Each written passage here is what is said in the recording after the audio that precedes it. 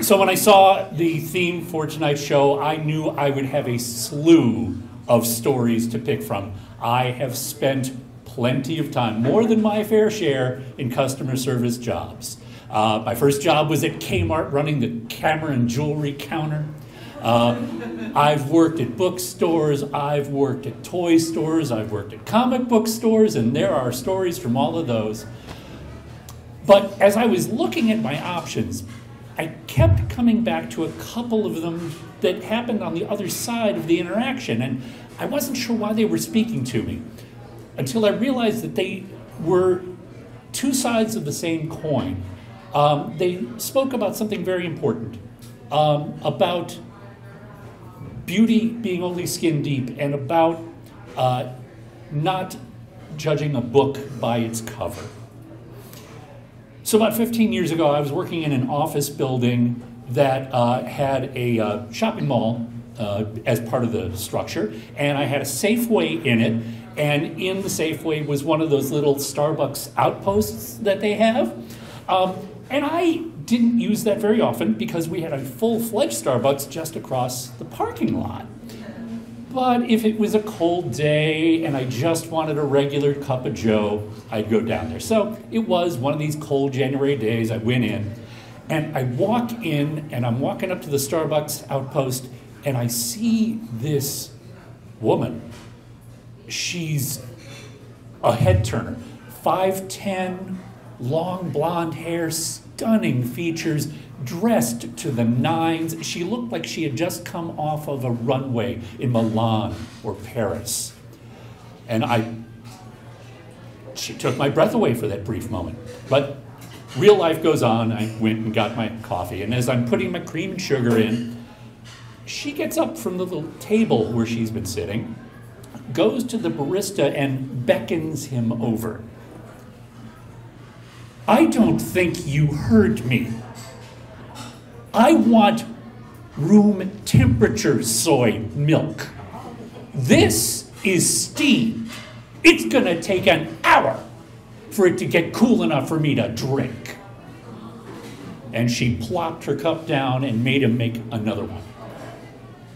And I was stunned to see this amazing transformation where just a moment before had been this paragon of attractiveness. Now there was something very small and petty and utterly unremarkable. But that coin does have that other side. 7 or 8 years ago, my wife and I had taken a trip up to Manhattan. We love going there, go a couple of times a year at least. We'd seen a Broadway show, we'd gone to a jazz club, we'd gone shopping, done some sightseeing, had a great long weekend.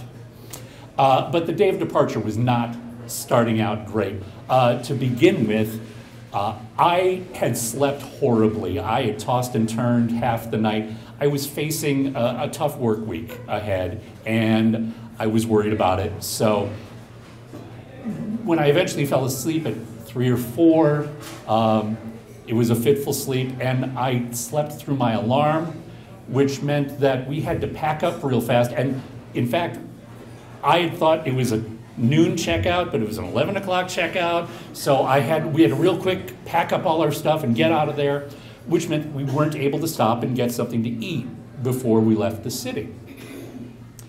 So valet brings the car, we get in, head out of Manhattan. Anyone who's driven around Manhattan or been in Manhattan, seen the traffic, you know it's no walk in the park. But normally a Sunday, midday isn't too bad. Not this one. Emergency vehicles left and right, guys cutting me off, construction everywhere. I felt lucky just to make it to the Lincoln Tunnel.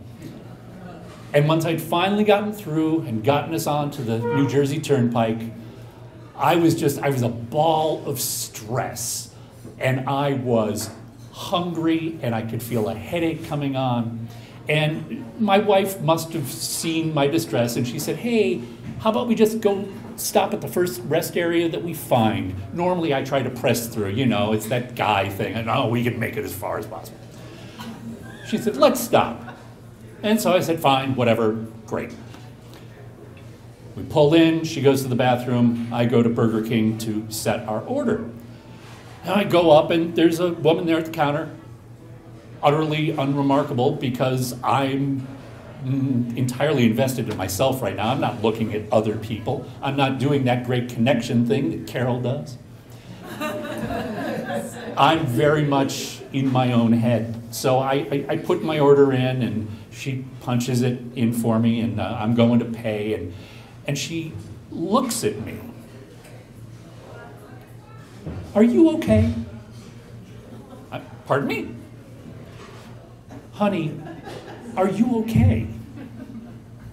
Oh, yeah, I'm sorry. I'm having a bad day. I'm really just kind of stressed, so I'm fine. Thanks. Well, as long as you're okay. She goes, gets me my food. I bring it, find a table. Kim and I eat our meal, and we go, get in the car. I get in line to get the gas, those lines in New Jersey. I reach to get my debit card. Shit! What's wrong? I lost my debit card. I lost it somewhere in there. Well, it's no big deal. Just go in. It's going to be fine. You'll go find it. So I pull the car over and I park it. And I go storming into the plaza. Because the thing is, it is a big deal. Because this is the last straw. I am just so fed up. And I am so pissed at the traffic I've had to deal with. And I am so pissed at the 3 hours I still have to drive. But mostly I am pissed at myself because it's another stupid mistake. So I just go stomping into this place and I figure go to the Burger King first. And the woman is still there at the counter. Hey, sorry, did someone turn in a credit card, a debit card? It's right here. You must have dropped it off your tray when you went to sit down. Someone found it on the floor, turned it in. Here you go. Oh, thank you. And as I reach for the card, she takes my hand in both of hers. I want you to listen to me. You're going to be okay. You're having a bad day. This will pass. Now, take a deep breath.